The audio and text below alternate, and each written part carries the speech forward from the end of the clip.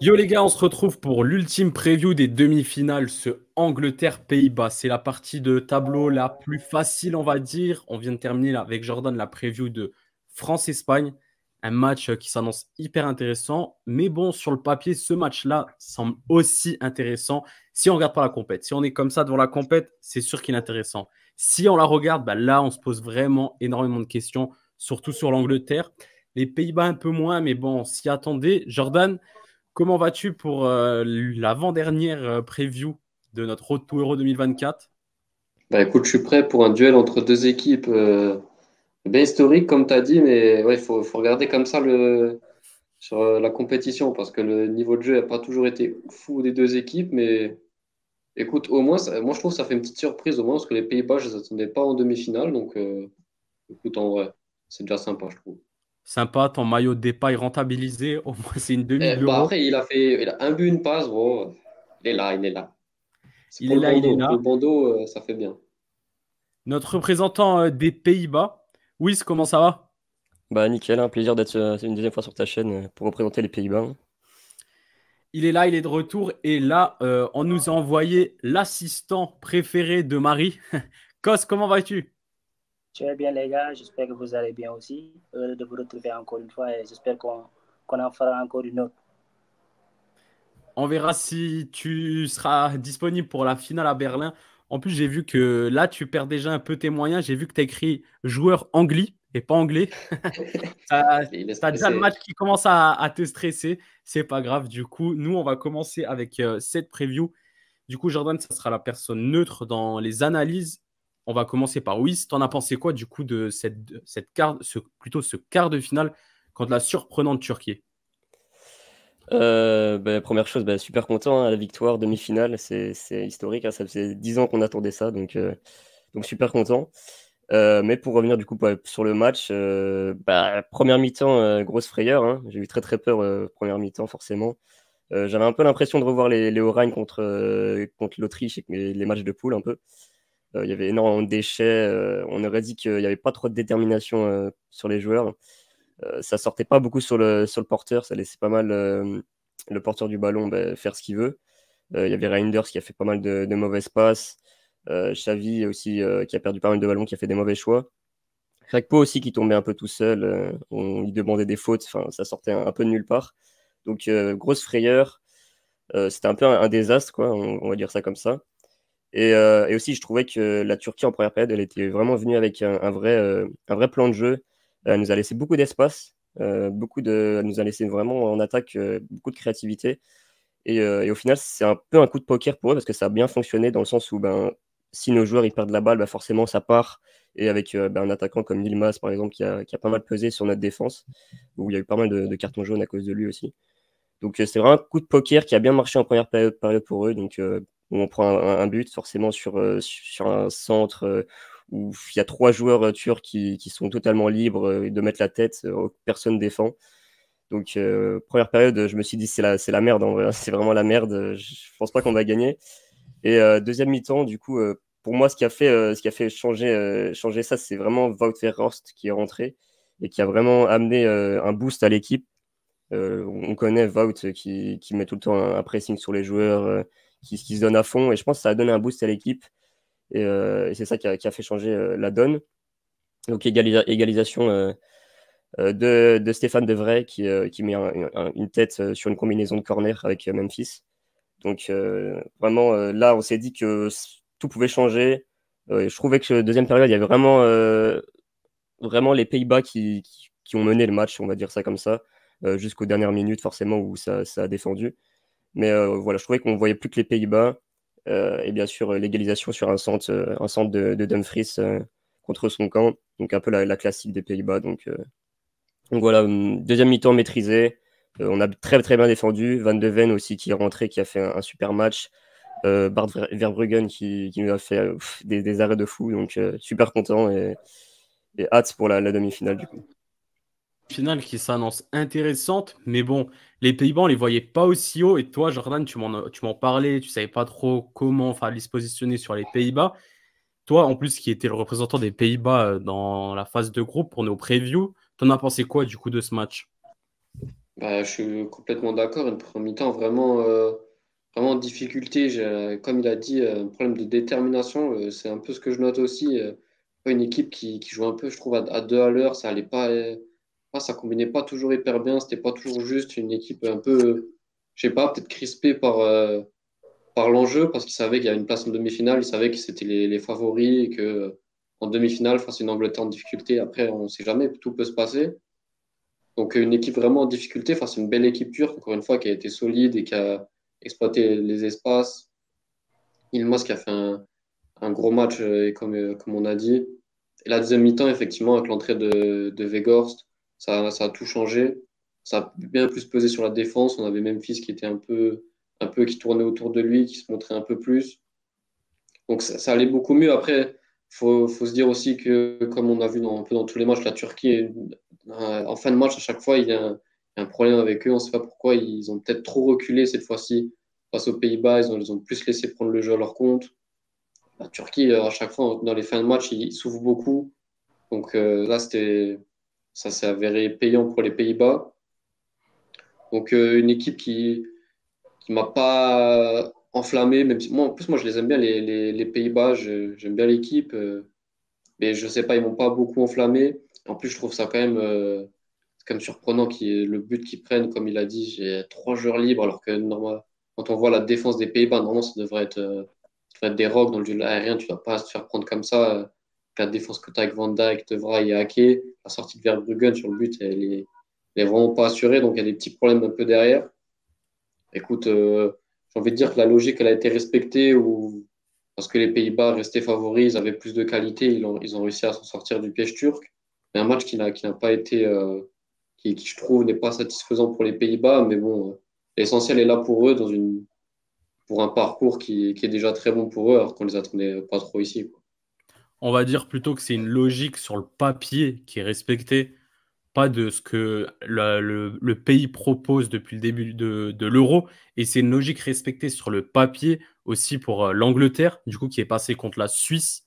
Au tir au but, un raté de Manuel Akanji. Généralement, c'est toujours le meilleur joueur d'une nation qui loupe son penalty. Et cette fois-ci, c'est vraiment le meilleur joueur de la nation suisse, de la Nati, du coup. T'en as pensé quoi, Kos, pardon, de ce match de l'Angleterre? D'abord, c'est un peu malheureux pour Akanji parce que je pense qu'en 2021 aussi, c'est lui qui avait raté contre l'Espagne. Malheureux aussi parce qu'actuellement, je pense qu'il était un peu nominé parmi les meilleurs joueurs de l'Euro et c'est un peu dommage pour lui.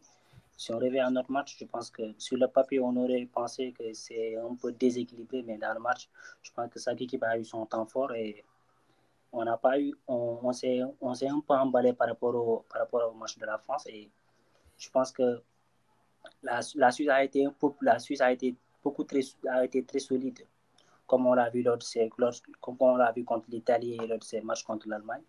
Et nous, notre problème, ça a été, je pense qu'on a aussi beaucoup plus maîtrisé le match par rapport à la Slovaquie et les matchs qu'on a joués en poule.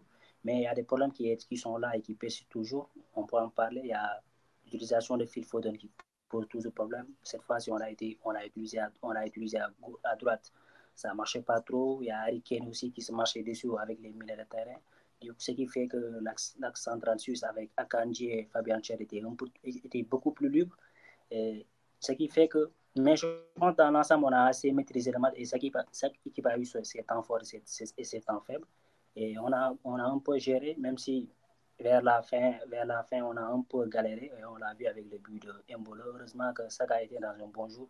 Il a rapidement permis à l'équipe de revenir à la hauteur du match. Et heureusement parce que ça allait être un peu plus difficile. On allait encore vivre en fin de match de malade comme on l'a vécu contre la Slovaquie. Mais dans l'ensemble, comme je l'ai dit, j'ai vu une équipe qui maîtrise plus son sujet qu'on l'a vu par rapport aux phases de poulet, face au huitième de finale face à la Slovaquie. Mais il y a des problèmes qui sont toujours là et qui persistent. Et je pense que dans l'ensemble, je pense qu'au moins, on a une équipe, on a 10 ou 11 ou 12 jours où on est sûr que Gareth Southgate va compter sur eux. Je sens qu'on a joué avec Marc Guy, qui était jusque-là notre meilleur défenseur, qui était absent. Et heureusement qu'Eric Consa était là, qui a été assez intéressant. Et je pense qu'il sera de retour pour le prochain match, mais on va en parler. Il y a eu Il y a eu Johnson et Kyle Walker qui ne sont pas très en forme, contrairement à l'Euro que nous avait fait en 2021. Mais heureusement qu'on est là, on est qualifié. C'est vrai que c'est trop critiqué, mais au moins cette fois-ci, on va dire qu'il a été assez intelligent d'avoir mis quasiment les 5 meilleurs tireurs de la PL. Il les a mis au tir et SAP. On a vu ça avec Palmer, Ivan Toney, Saka. Heureusement, Alexandre Arnold aussi. Et ça marche. Je pense qu'il y aura des choses à rectifier, mais je pense on part avec beaucoup plus de certitude que ça l'a été face à la Slovaquie. C'est vrai que là, un match un peu plus maîtrisé par rapport aux autres matchs, comme tu disais. Jordan, tu suis aussi cet avis que le match a été un peu plus maîtrisé. Oui, ce coup de tir au but, de mettre des joueurs un peu plus expérimentés dans ce domaine, a payé pour l'Angleterre. On l'avait vu face à l'Italie quand il fait tirer Rashford, Sancho et Saka. C'était un peu un coup de poker, un peu pour déjouer Donnarumma. Jordan, t'en as pensé quoi de ce match? Ouais, plus maîtrisé, mais toujours rien de très impressionnant côté anglais. C'était toujours cette difficulté, je trouve, à se créer vraiment des occasions. Et aussi, j'avais l'impression qu'ils voulaient jouer pour un peu faire durer le match et compter sur un petit exploit ou une erreur suisse. La Suisse qui, en même temps, je sais pas si j'ai été déçu, est-ce qu'ils ont été bien contenus par la défense anglaise, c'est possible, mais la Suisse qui a pas réussi toujours à lâcher les chevaux, et c'est dommage parce qu'à un moment, je pense qu'il y avait moyen de leur foutre un bordel aux Anglais. Ils n'ont pas réussi à lâcher les chevaux. Donc, est-ce que c'est peut-être aussi à la limite des Suisses? Sûrement. Ce que j'ai bien aimé, donc, enfin, bien aimé. Southgate, au moins, il essaye de changer des trucs. Là, il a mis cette défense. Ok, ça pouvait être sympa. Alors, on avait vu au premier match que Foden, Bellingham et Kane, ils se marchaient un peu dessus, ils étaient tous dans les mêmes zones. Là, avec le schéma tactique, il a voulu mettre en sorte que Foden il retrouve vraiment son espace préférentiel, donc côté droit, donc au demi-espace, avec Saka, et Bellingham vraiment de l'autre côté, plus à gauche, pour au moins répartir les espaces. Alors, comment le problème, c'est que encore quand tu rajoutes Kane qui fait ça, qui est un attaquant où son profil il décroche beaucoup, il aime participer au jeu.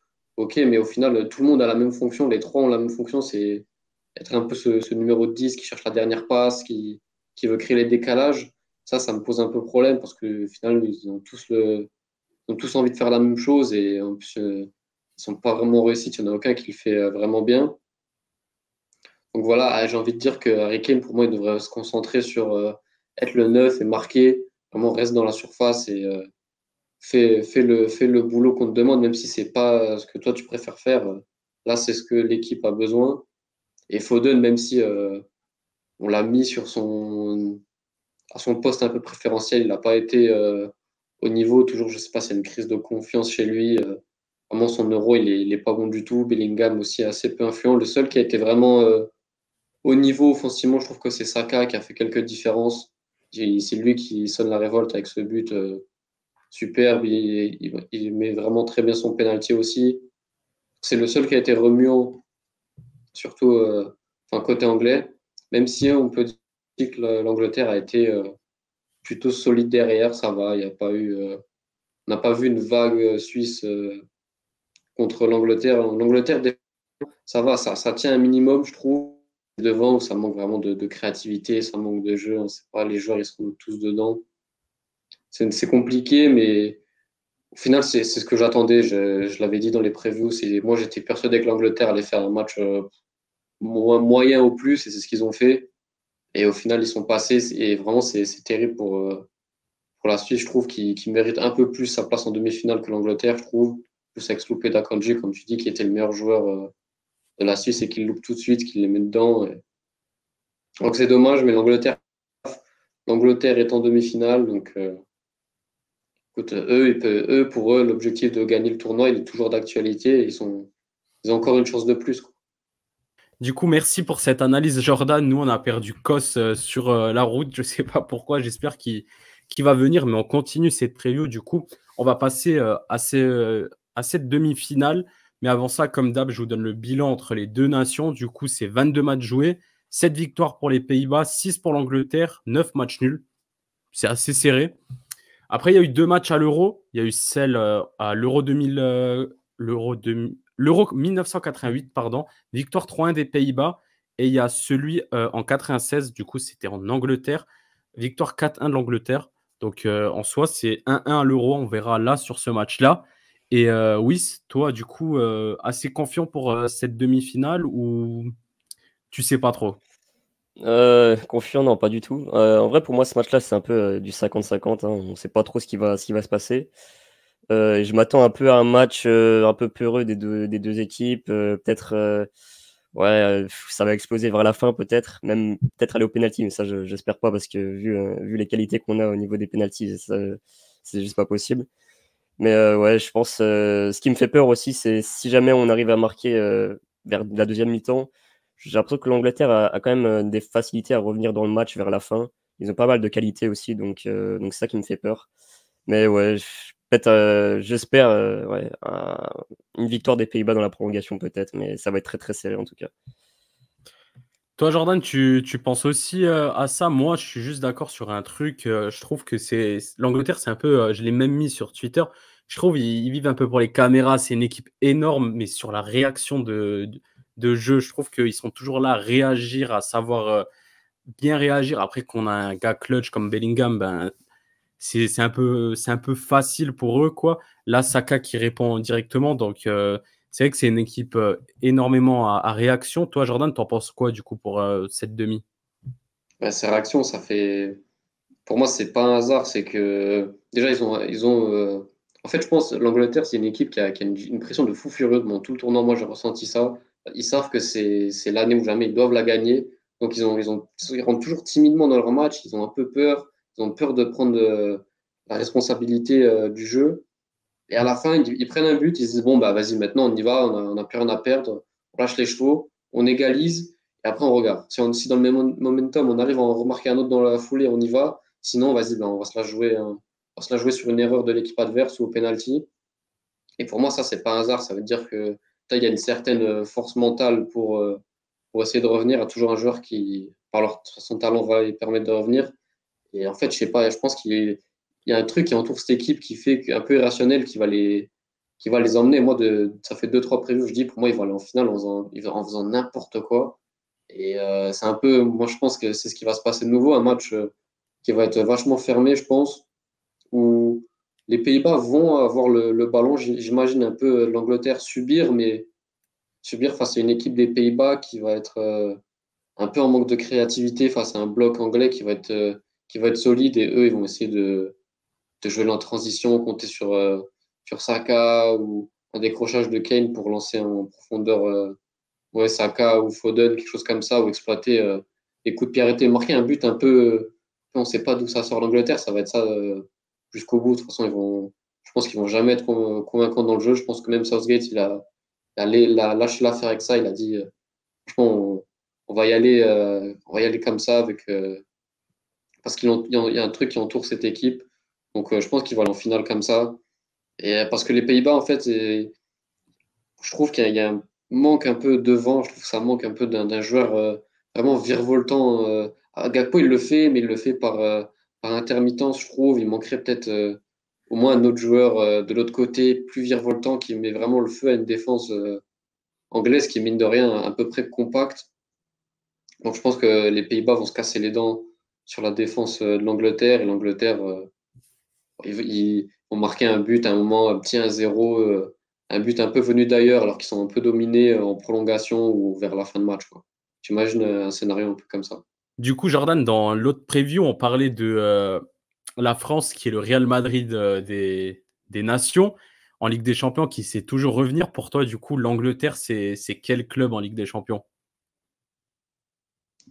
Bah, franchement, ça fait un peu penser au Real aussi. Tu sais, il marque un peu ce but, peut-être pas le Real de là cette année, mais les Real de l'époque où on sait pas. En fait, on sait qu'à un moment, ça va tourner pour eux. On sait pas trop comment. On sait que tactiquement, ils peuvent faire beaucoup mieux. On sait qu'il y a des joueurs qui sont pas en forme, mais on sait que à un moment, c'est comme ça. C'est la loi de cette saison. À un moment, ça va tomber pour eux. Ils vont faire n'importe quoi. Ça peut être un Real Madrid. En fait, on va avoir une finale entre la France et l'Angleterre, deux équipes qui sont nulles à chier depuis le début du tournoi. C'est Real Madrid contre Real Madrid et c'est au petit bonheur la chance. C'est celui qui marque le but un peu. Il y aura zéro tir. Le premier qui tire, qui marque, il gagne. Ça va être ça. Au tir au but, Les 11 joueurs vont Ouais, marquer. pourquoi pas. Voilà, 0-0, très peu de tirs, tir au but. Et je sais pas, il y en a un moment, tu vois, il tape la balle et voilà, c'est Et fini. l'autre, il tape de nouveau la barre vu que c'est les mêmes Ouais, équipes. personne veut gagner, personne veut gagner. Du coup, on a perdu Kos sur le chemin. Il n'est plus là. Il nous a quittés à la mi-temps. La pression est trop haute et on va passer du coup au pronostic. On va voir s'il réapparaît. Mais je pense pas. Du coup, Wiss, c'est quoi ton prono du coup de cette demi-finale? Ouais, comme je l'ai dit juste avant, je pense on va espérer peut-être un but de Voigt dans les prolongations et 1-0, je dirais. 1-0. Un petit 1-0, mais c'est une qualif. Toi, Jordan? Toi, bon, Moi, on le sait. 1-0 Angleterre. Ouais, bah ouais, moi, c'est vraiment, tu sais, c'est le match 1-0 Angleterre, but de Bellingham, 80e, tu vois, le but trop bien relou. Mais franchement, c'est presque. Moi, j'ai rien contre les Anglais. Moi, je t'avais dit en début de tournoi, moi, s'ils gagnent, moi, ça me va bien, mais presque ça m'embêterait un peu, parce que, je sais pas, est-ce que les Pays-Bas méritent plus? Je sais pas, mais moi, j'aimais bien cette équipe. Il y a des joueurs que j'aime bien. Donc, ça m'embête un peu que l'Angleterre aille en finale, parce que c'est ce que je vois depuis le début. Et sur l'aspect sportif, ils ne méritent pas beaucoup, mais ouais, 1-0 Angleterre. Moi, je maintiens ma logique qu'ils vont aller en finale en faisant encore un match de merde, mais ça va passer. Ben, quand tu prends les 4 demi-finalistes, au mérite, il y en a très peu qui méritent et il n'y en a qu'une au final, et c'est l'Espagne. Au vu de la compète des Pays-Bas, ils terminent troisième. Après, ils jouent un match assez facile, un deuxième match assez facile, Roumanie-Turquie, du coup. La France qui a du mal à chaque match, mais ça passe toujours. L'Angleterre, ça passe toujours. Et on se retrouve là avec ces demi-finales-là. Du coup, moi, je vais donner mon pronostic. Oh là là, c'est assez compliqué. Moi, je partirais plus sur un petit 1-1. Les Pays-Bas, ils marquent. L'Angleterre qui réagit, cette équipe à réaction. Et après, pourquoi pas, ça se rejoue au péno. Mais moi, je mettrais une petite pièce quand même sur les Pays-Bas. J'ai envie d'y croire, une petite finale Pays-Bas, du coup. Une petite finale Pays-Bas-France, Pays-Bas-Espagne. Une petite finale, c'est Oh une non, finale, une pas revanche de Pays-Bas-France, 2010. on l'a vu en poule, le match il était à chier. Ah non, Mais Pays-Bas-Espagne, c'est revanche de la finale 2010, si je ne me trompe pas. ouais, c'est vrai. Ouais. C'est ça, c'est finale 2010. Du coup, pourquoi pas? Ben, moi, je partirais bien sur une victoire des Pays-Bas au penalty. Parce que généralement, les Anglais, ils sont pas très performants dans les séances de tir au but, mais bon, c'est un prono, pardon. Du coup, nous, les gars, on va se laisser. On a perdu cause. Ben, on te remercie, Wiz, d'être là et en espérant te voir pour la finale. J'espère aussi, hein. Voilà, Jordan, avant-dernière preview terminée. Nous, on se retrouve pour la finale, la toute dernière. On espère, on sera là. On espère une belle finale. On espère des demi-finales un peu meilleures que les quarts de finale. Parce que, alors, ok, moi, je les ai regardés en replay à cause du travail, mais voilà, je me suis fait chier à mort. Voilà, je le dis, cet euro, il partait bien et là, je suis vachement déçu. Je m'endors. Des demi-finales meilleures que des quarts de finale, meilleures que des huitièmes de finale, meilleures que des phases de groupe au final. Parce qu'on s'ennuie un peu dans cette compétition. Sur ce, les gars, nous, on se dit à bientôt. It's not a game, it's a rich thing.